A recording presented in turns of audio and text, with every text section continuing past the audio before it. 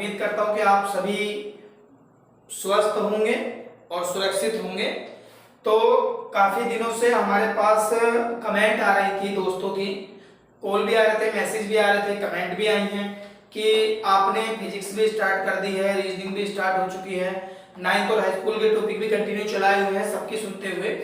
तो उसमें कुछ का कहना था कि अब जो है वो कंपटीशन वाला मैथ भी स्टार्ट कर दिया जाए। पहले भी काफ़ी बार सोचा मैंने स्टार्ट कर दूं, पर एकदम से इतना टाइम नहीं मिल पा रहा था। पर अब आज से हमने 11 जून से आज से हमने मैथ स्टार्ट कर दिया है और इसमें जो आपको करवाया जाएगा वो कंप्लीट RS अग्रवाल का मैथ पूरा करा दिया जाएगा। कोशिश होगी कि मैं इस पूरे मैथ को, जो हमारे लिए बहुत ज्यादा विशेषकर जरूरी चैप्टर है इस संपूर्ण मैथ में, कंप्लीट मैथ में, जो हमारे लिए बहुत जरूरी है, जिनमें से एग्जाम में बहुत क्वेश्चन आते हैं, उन चैप्टर को विशेषकर मैं पहले करवाने वाला हूं। उस सिलेबस को मैं मानता हूं लगभग 2 से 3 मंथ में इस RS के मैथ को लगभग कंप्लीट करूंगा। अदरवाइज उसके 3 मंथ बाद भी जो बचा हुआ पोर्शन होगा, जो अलग होगा मोस्ट चैप्टर से, उनमें से भी आ सकता है, क्योंकि कंपटीशन में कुछ भी आ सकता है किसी भी चैप्टर से। पर कुछ चैप्टर ऐसे होते हैं जिनमें से हमें हर एग्जाम में क्वेश्चन मिल जाते हैं, तो उनको हम पहले करने वाले हैं। विद कॉन्सेप्ट करेंगे, ट्रिक भी करेंगे, लेकिन ट्रिक तब करेंगे पहले आपको बेसिक कराने वाला हूं। जिस क्वेश्चन को 2-3 तरीके से किया जा सकता है वो सब आपको बताऊंगा। ट्रिक भी आप खुद से बनाने लगेंगे, ट्रिक से भी कराया जाएगा। तो आज से आप हमारे साथ लगातार बने रहें। और जो हमने पहला चैप्टर स्टार्ट कर रहे हैं, इसमें नंबर सिस्टम वाला चैप्टर जो है उसको हम बाद में करेंगे। बड़ा चैप्टर है, इतना बोलिए क्योंकि उसमें बहुत सारा उसके पोर्शन जो सीरीज वगैरह के होते हैं वो कई सारे रीजनिंग वगैरह में आ जाते हैं, और वो विशेषकर सबको पता ही होता है लगभग। वो मैंने 9th हाई स्कूल की वीडियो में थोड़ा बहुत डाला था नंबर सिस्टम वाला। पर हमने जो यहाँ सबसे पहला मोस्ट चैप्टर है वो चैप्टर नंबर 2 HCF और LCM स्टार्ट कर दिया RS अग्रवाल से।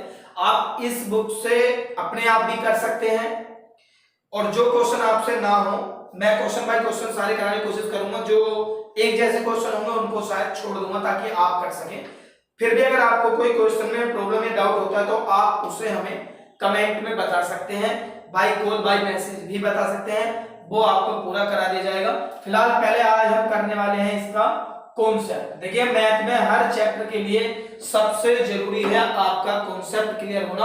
आपका कॉन्सेप्ट क्लियर है तो मैं 100% दावे के साथ कह सकता हूं कि आप मैथ में कंप्लीट क्वेश्चन बिल्कुल सही करेंगे।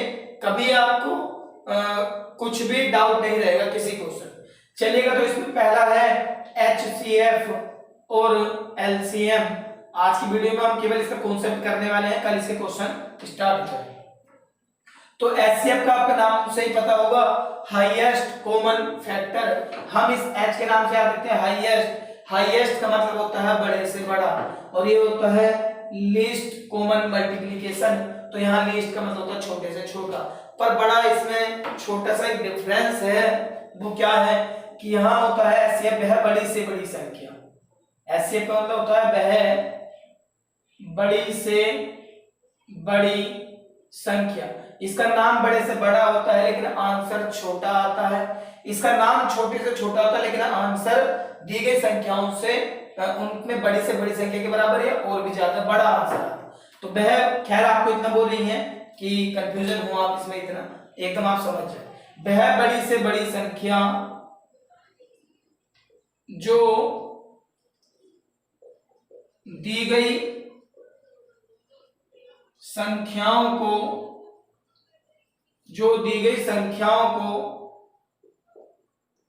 पूरा विभाजित करती है। जैसे मैंने यहां लिखा 15, 20 और कोई सी मैंने एक संख्या वो लिख ली 35। अब मुझे देखना कि ये संख्याओं का अगर मुझे HCF चाहिए तो वो क्या होगा, यानी कि इनमें से एक ऐसी संख्या कॉमन होगी। हाईएस्ट कॉमन का मतलब तीनों में से 2 होंगी तो 2 में से कॉमन, 3 होंगी 3 का, 4 होंगी तो 4 संख्याओं का, उन सब में जो कॉमन होता है। अब अगर हम 15 को लिखते तो हम लिखते हैं 5 3 15, 20 को लिखते हैं तो 5 चौके 20 और 35 को लिखते हैं तो 5 सत्ते 35। हम इनके अभाज्य गुणनखंड कर लेते हैं और जो उनमें बड़ी से बड़ी कॉमन फैक्टर संख्या होती है, आप देखिए यहाँ सबसे बड़ी संख्या भले 7 लेकिन सब में कॉमन नहीं है, सबसे बड़ी संख्या कॉमन क्या है सभी में 5, तो इन संख्याओं को जो एचसीएफ कहलाएगा वो कितना कहलाएगा 5।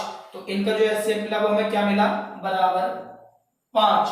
आप इस तरह 2 संख्या 3 संख्या 4 संख्या कितनी भी संख्याएं सबका एचसीएफ निकाल सकते हैं। इसको हम कहते हैं गुणनखंड विधि।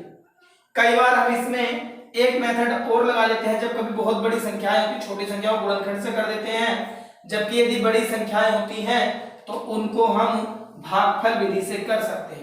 चलिएगा देखिए, तो हम कहते थे गुणनखंड, गुणनखंड विधि हम ऐसे भी लगा सकते हैं कि तीनों संख्याएं 5 से डिवाइड थी, 5 3 15, 5 चौके 20 और 5 सत्ते 35। अब ये सब संख्याएं केवल कटेंगी तो 1 से ही कट रही थी। अब इन दोनों बड़ी कौन सी है, बड़ी से बड़ी 5।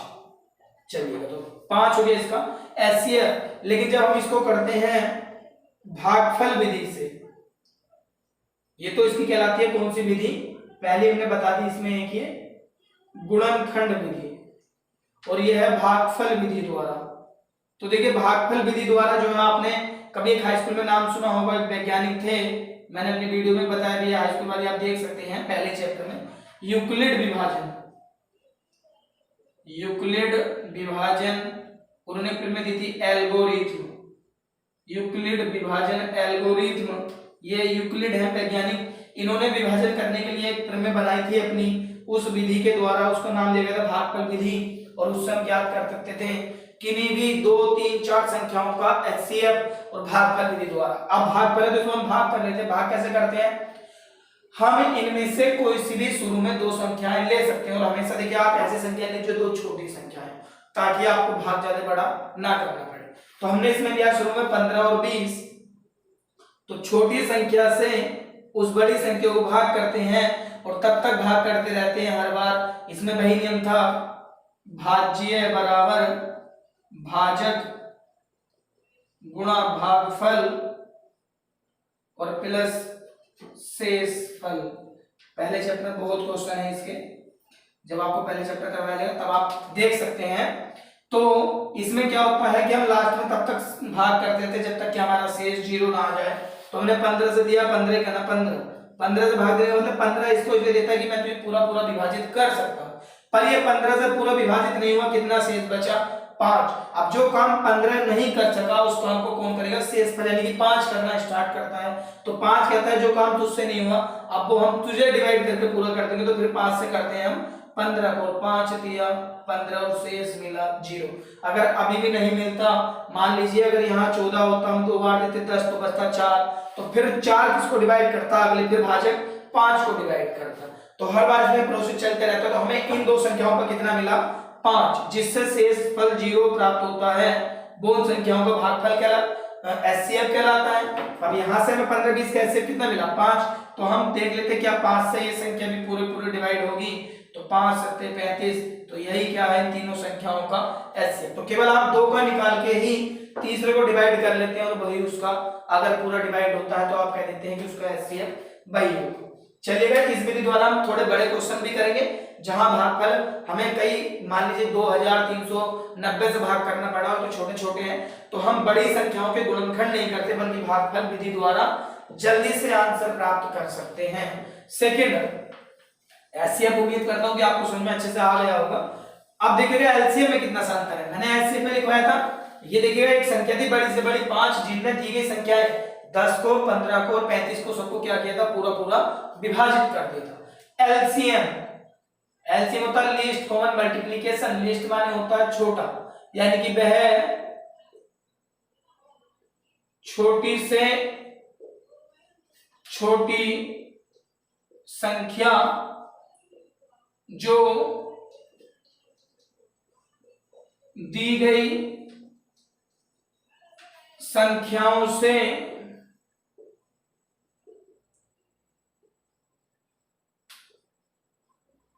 पूरी पूरी विभाजित हो सके। देखिए केवल इसी में अंतर है। एचसीएफ विभाजित कर सके, वो दी गई संख्याओं को विभाजित करता है, जबकि एलसीएम दी गई संख्याओं से खुद विभाजित होता है। बहुत छोटा सा अंतर, HCF के द्वारा हम दी गई संख्याओं को विभाजित करते हैं और LCM में दी गई संख्याओं से LCM को विभाजित करते हैं। एक बार फिर सुन लीजिए, HCF दी गई संख्याओं को विभाजित करता है और LCM दी गई संख्याओं से विभाजित होता है, उसी को हम कहते हैं LCM। जैसे मैंने वही उदाहरण लिखे 10, 15 और 35 का LCM। देखिए LCM के लिए कभी आपको भागफल मेथड नहीं होता ना दिया गया, तो आप इसे गुणनखंड लगाते हैं। तो आपने पहले देखा सब किससे डिवाइड होने थे, ये 5 से, तो आपको मिलेगा 5 दूनी 10, 5 तिया 15 और 5 सत्ते 35। अब ये सब संख्याएं, ये 2 से ही कटेगा, ये 3 से, ये 700 से नहीं कटेगा।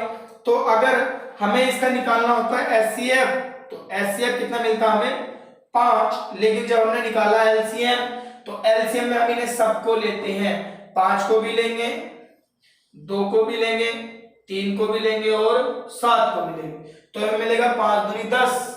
आप जब भी इनकी गुणा करें तो पहले ऐसे ना करें 5 सत्ते 35, पहले बड़ा कर ले, हमेशा इसकी गुणा एक 2 से करें। आप 5 दूनी 10, इसको अलग बना ले सम संख्याओं के साथ 5 को, कितना हो जाएगा 7 या 21 और 5 दूनी 10, 21 भाई कितने होगा 210। अब ये जो 210 है, ये देखिएगा नाम था छोटे से छोटा और आंसर आया बड़ा। HCF का नाम होता था बड़ा, लेकिन आंसर आया था छोटा। तो नाम छोटा होगा, आंसर बड़ा होगा, जिसका नाम बड़ा होगा उसका आंसर छोटा होगा। तो देखिए ये जो 210 है, पहले क्या हुआ था कि इस 5 ने इन सबको डिवाइड किया था। अब उल्टा है कि 210 है LCM, ये जो हमें इसका LCM 210 प्राप्त हुआ है, ये इन सब संख्याओं से 10 से 15 से 35 से पूरा पूरा विभाजित जरूर हो। आप इसे 10 से काटेंगे तो कट जाएगा 21 बार, 15 से काटते हैं तो 15 का 15 बचे आपके 60, 15 चौके 60, 35 से आप काटते हैं तो 35 से पूरा पूरा आपका कट जाएगा, कितनी बार ये 6 बार, 35 छक्का 210। देखिएगा तो यहाँ पूरी संख्या डिवाइड होगी। अब इसमें आपको एक चीज जो समझनी थी वो मैं नोट यहाँ लिख देता हूँ, क्या है वो नोट, इसका कई बार एग्जाम में क्वेश्चन आता है वेरी मोस्ट। वो क्या नोट है, देखिए जब हमने HCF निकाला था तो 5 मिला था, LCM में 5 भी था, 2 भी था, 3 भी था, 7 भी था, यानी कि किसी भी संख्याओं के LCM में उन्हीं संख्याओं का HCF शामिल जरूर होता है, और जब शामिल होता है तो HCF LCM को पूरा पूरा डिवाइड जरूर करें। अगर हम 5 से 210 को भी डिवाइड करेंगे तो ये इसको पूरा पूरा डिवाइड जरूर कर देगा। तो हम क्या लिख सकते हैं यहाँ कि LCM में HCF भी सदैव शामिल होता है, अतः HCF LCM को पूरा पूरा विभाजित जरूर करता है।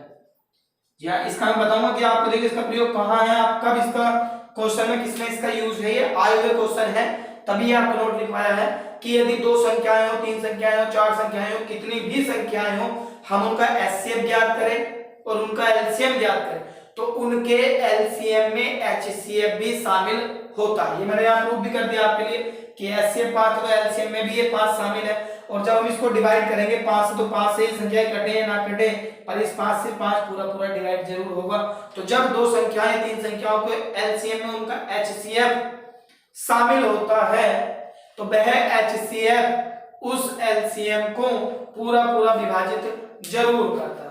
तो ये था आपका HCF और LCM की कहानी कि आपको कैसे निकालते हैं। इसका अगला कॉन्सेप्ट क्या है इस चैप्टर में कि अभी तो हमने सीधी संख्याएं लिखी थी, लेकिन कई बार ये हमें मिल जाते हैं भिन्नों के रूप में। नंबर तीसरा में इसमें कह दूं, तीसरा कॉन्सेप्ट आपका, यदि आपको मिल जाए भिन्नों का HCF या आपसे मालूम कर लिया जाए दी गई भिन्नों का LCM। अब आपने पढ़ा है कि रियल में भिन्नम कहते किसे हैं, तो भिन्नम उसको कहते हैं जिसमें अंश भी शामिल होता है और हर भी शामिल होता है। यहाँ भिन्न में क्या क्या होता है, अंश भी शामिल होता है और उसमें हर भी शामिल होता है। अंश बटे हर का ही रूप भिन्न कहलाता है। तो हम क्या करते हैं, हमें एचसीएफ निकालना होता है तो हम ऊपर लिख लेते हैं अंश का एचसीएफ और बटे में हर का एलसीएम। जी हाँ, जिसका निकालना होता है उसको ऊपर ही रखेंगे, उसका अपोजिट नीचे रखेंगे। अब अगर हमें एलसीएम निकालना तो ऊपर क्या करेंगे, अंश का निकाल लेंगे एलसीएम और हर का निकाल लेंगे हम एचसीएफ। जैसे मैंने क्या एग्जाम्पल लिखे दोनों के लिए, 2/3 और 10/15, चलिएगा 10 मैंने लिख दिया 7 और एक मैंने लिखा यहाँ पे एक बिन और लिख दी मैंने यहाँ पे 4/5, 4/5। तो अब अगर हमें इसका निकालना हो HCF, कोई सी भी हो सकती थी, मैं यहाँ ये भी कह सकता हूँ इसमें कि 1/5 है, कुछ भी कह सकते थे यहाँ, लेकिन चलो जो लिखा था वही मान लेते हैं 4/5। तो देखिए आपको क्या निकालना पड़ेगा, 2, 10, 4 का पहले HCF निकालना है और बटे में क्या निकालना है, LCM निकालना है। HCF मैंने बताया था ये सब संख्याएं किससे डिवाइड हो सकती है, 2 भी, 10 भी, 4 भी, किससे डिवाइड, 1 से भी होंगे और 2 से भी होंगे, लेकिन बड़ी से बड़ी संख्या कौन सी है, केवल 2। तो 2 को भी डिवाइड करेगा, 10 को भी, 4 को भी, तो HCF क्या हुआ 2 और LCM, क्योंकि देखिए अब ये संख्याएं अलग है, 3, 7, 5 कोई किसी के पहाड़ में नहीं आती। जब कोई संख्या किसी के भी एक दूसरे के एक ही टेबल में ना मिलती हो, एक ही संख्या से डिवाइड ना हो, तो आप उन सब की गुणा करके भी उनका एलसीएम ज्ञात कर सकते हैं। जैसे आप अभी सुनने एक बार ध्यान से, मैंने लिखा 3 और 5 का एलसीएम, तो किसी एक पहाड़ में नहीं आ सकती, तो आप इनका एलसीएम डायरेक्ट कर सकते हैं। या ऐसे कह लीजिए अभाज्य संख्याओं का एलसीएम सदैव उनका गुणनफल होता है। तो यहाँ एलसीएम क्या मिलेगा, 5 × 15 = 105 चलेगा। मैंने लिखा एलसीएम, तो मैंने ऊपर लिखा 10/7, 15/9 और यहां मैंने लिखा 20/11, इस तरह लिख दिया। तो अब मुझे क्या चाहिए, मुझे अगर इसका एलसीएम निकालना है तो मुझे ऊपर वाली संख्याओं का क्या चाहिए, एलसीएम, और इन नीचे वाली संख्याओं का हर का क्या चाहिए, सबका एचसीएफ। तो देखिए 10, 15, 20, इनसे अगर हम एचसीएफ एलसीएम निकालना तो क्या होता है, 10, 15, 20 किससे डिवाइड हो जाएंगे, 5 दूनी 10, 5 × 15, 5 × 20। अभी और कर सकते हैं किससे, 2 से, तो 2 ही कहना 2, ये 3 नहीं होगा, 2 दूनी 4। अब किससे डिवाइड होगी, तो 5 दूनी 10, 30 और दूनी 60, तो आपको एलसीएम कितना मिला, 60। एचसीएफ जब आप देखेंगे 7, 9, 11, तो ये अगर डिवाइड भी होंगी तो क्या तीनों संख्या किसी एक संख्या डिवाइड हो सकती हैं, केवल एक से ही हो सकती है, क्योंकि ये 3 से ये होगा तो ये दोनों नहीं होंगे, 7 से ये दोनों नहीं होंगे, 9 से ये दो नहीं होंगे, 11 से ये नहीं, तो ये तीनों डिवाइड इससे केवल एक से, तो आपको एलसीएम वाला क्या मिलेगा, इसका 60 चलेगा। आप एलसीएम में ये भी कर सकते हैं कि आप हमेशा क्या करें, जो बड़ी से बड़ी संख्या हो आप उसका टेबल पढ़ जाएंगे। इनमें बड़ी संख्या क्या थी, 10, 15, 20, कई मेथड होते हैं। अब आपने 20 का टेबल पढ़ा, 20 दूनी 40, क्या 40 इन सब में आएगा, 10 में आएगा, 15 में नहीं आएगा। अगला पढ़ा आपने 20 × 60, तो देखिए 20 का तो टेबल में आ ही रहा है, ये 10 से भी डिवाइड है, 15 से भी डिवाइड है, तो यही क्या है, इसका एलसीएम है। आप इस तरह भी कर सकते थे कि आप पे 10 है, 15 है, 20 है, तो आप यहाँ किसी भी एक संख्या फैक्टर कर दीजिए, भाज्य 5 दूनी 10, तो 10 तो हो गया। इसका अगर 20 बनाए तो कितना बनाएंगे, 5 दूनी 10 दूनी 20, और 15 बनाए तो 2 के पहाड़े में तो आएगा नहीं, 5 के में 5 थे, आप इन सब की भी गुणा। अब इसके अंदर देखिए 10 भी है, 15 भी है, 20 भी है, 5 दूनी 10, 15 है तो 5 थे 15 और 20 है तो 5 दूनी 10 दूनी 20। छोटे छोटे गुणनखंड बनाते हैं, ऐसे नहीं आपने 5 × 20 एक बार बड़ा कर दिया, फिर वो डिवाइड तो होगा पर वो एलसीएम से दुगना आंसर हो जाएगा 120, और एलसीएम होती थी छोटी से छोटी संख्या। इनसे 60 भी डिवाइड है, 120 भी होगा, 120 10 से भी, 15 से, 20 से भी, लेकिन वो हो जाएगी बड़ी संख्या। फिर हमें चाहिए होती छोटी से छोटी, तो अभी जो सबसे छोटी डिवाइड होने वाली वो क्या थी, 60, तो आप इनकी गुणा भी करते हैं, 5 दूनी 10 दूनी 20 या 60, तब भी आपको एलसीएम मिलता है 60। तो ये था आपका भिन्नों का हमारे पास एचसीएफ या एलसीएम निकालना। देखिए भिन्नों वाले क्वेश्चन उनके लिए ज्यादा जरूरी है, मैं भी बता देता हूं आपको। जो भी सी-टेट, यू-टेट, यूपी-टेट या कोई भी टेट के एग्जाम देते हैं तो वहां आपके ये क्वेश्चन बहुत बार आ चुके हैं। मैंने भी काफी बार टेट के एग्जाम दिए हैं, तो उसमें मिले हैं, और कंपटीशन एग्जाम में तो चैप्टर आता है। इसका लास्ट कॉन्सेप्ट और देखने हैं, नंबर 5 है। एक हमें मिलता है कि सह अभाज्य संख्या किसे कहते हैं, सह अभाज्य संख्या। तो देखिएगा ये क्या होती है, दो ऐसी संख्याएं, दो ऐसी संख्याएं, एक बार केवल इसका एग्जाम्पल आया था कि ऐसे किसने कहते हैं, तो दो ऐसी संख्याएं जिनका HCF एक होता है। अब एक किसका होता है, जो दूसरे डिवाइड ना हो, जैसे मान के चलो मैंने लिख दिया 5 और 7, सह माने 7 7, सह का मतलब जोड़े से होता, पेड़ से, दो संख्याएं अभाज्य जो आपस में एक दूसरे को डिवाइड ना करती हो, सह अभाज्य।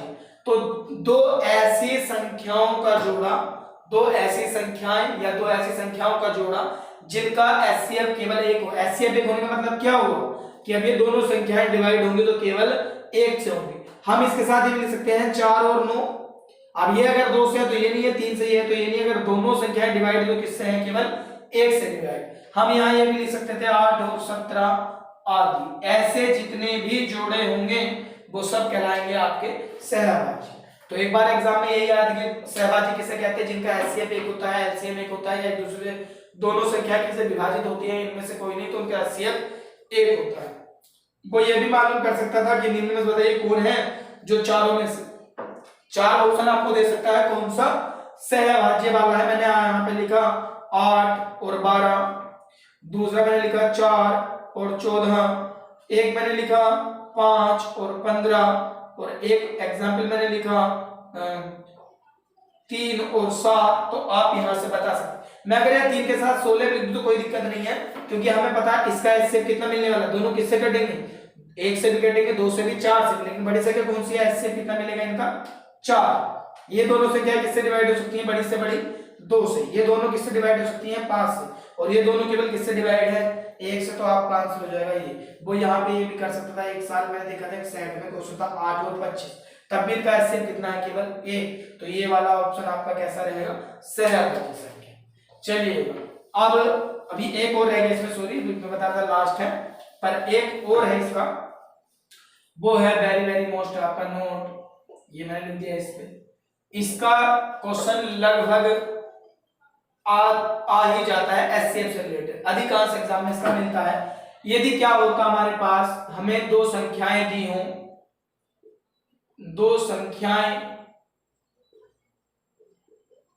दी गई हों, तब हम क्या करते हैं, हम फॉर्मूला लगा लेते हैं कि हम दो संख्याएं अगर दी होंगी तो हम इनके HCF भी निकाल सकते हैं और हम इसके LCM भी ज्ञात कर सकते हैं, ये तो पता ही है। लेकिन होता क्या है, हम वहां एक फॉर्मूला लगा लेते हैं, पहली संख्या जो भी हमें संख्या दी गई होगी, पहली संख्या गुणा दूसरी संख्या, और वो बराबर होता है HCF गुणा LCM। इसके आपको बहुत सारे क्वेश्चन मिलने वाले हैं, और ये वेरी वेरी मोस्ट भी, इसको वो इस तरह भी लिख के दे सकता है आपको, यदि हम दो संख्याओं की गुणा करते तो उसको हम कह सकते हैं दो संख्याओं का गुणनफल। अगर हम पहले दो संख्या एक साथ ना लिखें, अलग अलग करके ना लिखें, दोनों के एक बार में गुणा कर दें, मान लीजिए 10 को हम लिख दें, या तो 10 लिख दें, या गुणनखंड के रूप में कितना लिख दें 5 गुणा 2, पहली संख्या 5 दूसरी 2, और दोनों गुणा करें तो कितना मिलेगा 10, तब भी वो किसके बराबर होता है HCF और गुणा LCM के। मैंने यहाँ एग्जाम्पल में इसको क्लियर कर देता हूँ, जैसे मैंने क्या एग्जाम्पल लिखा 10 और 25। अब देखिएगा पहले मुझे इसका HCF भी निकालना है, ये दो संख्याएं हैं 10 और 25, तो इनका बताइए आपको HCF कितना मिलेगा, दोनों किससे डिवाइड है, केवल 5 से, और LCM कितना मिलेगा, मैंने बताया 10 से तो 25 डिवाइड नहीं होगा, तो आप 25 के गुणनखंड भी कर सकते थे, 5 पंजे 25, 10 बनाना तो किससे गुणा कर देंगे आप, 2 से, 5 दूनी 10 बन गया, या 25 का टेबल पढ़ेंगे तो 25 दूनी 50, तो आपको HCF भी पता चल गया, और LCM भी यहाँ आप लगा सकते हैं, पहली संख्या गुणा दूसरी संख्या बराबर HCF और गुणा में LCM। अब पहली संख्या हमारे पास क्या है 10, दूसरी संख्या क्या थी 25, LCM कितना, HCF कितना था 5, और एलसीएम कितना है 50। तो अगर हम 25 ढाई करेंगे तब भी कितना होगा 250, और 50 पंजे भी करेंगे तो कितना होगा 250। यानी कि दो संख्याओं का गुणनफल सदैव उनके एचसीएफ और एलसीएम के गुणनफल के बराबर होता है। तो उम्मीद करता हूं आज का कॉन्सेप्ट आपको एचसीएफ और एलसीएम से जो रिलेटेड है कंप्लीट समझ में जरूर आया होगा। आप इस वीडियो को 1 से 2 बार देख ले, जिसको समझ में नहीं आया है पूरी उम्मीद करता हूं कि जरूर आपको पूरा समझ में आएगा। कल आपसे मिलेंगे हम इसके अभ्यास के साथ। छोटी सी अभ्यास है, एक दिन में कोशिश करेंगे 20 से 25 क्वेश्चन करने की डेली। थोड़ा स्पीड से भी करेंगे, उनको करने के तरीके भी बताए जाएंगे, या हो सकता है 10-10 क्वेश्चन करके करें, पर आप भी इनका अभ्यास खुद से करते रहे। तब तक के लिए जय हिंद दोस्तों।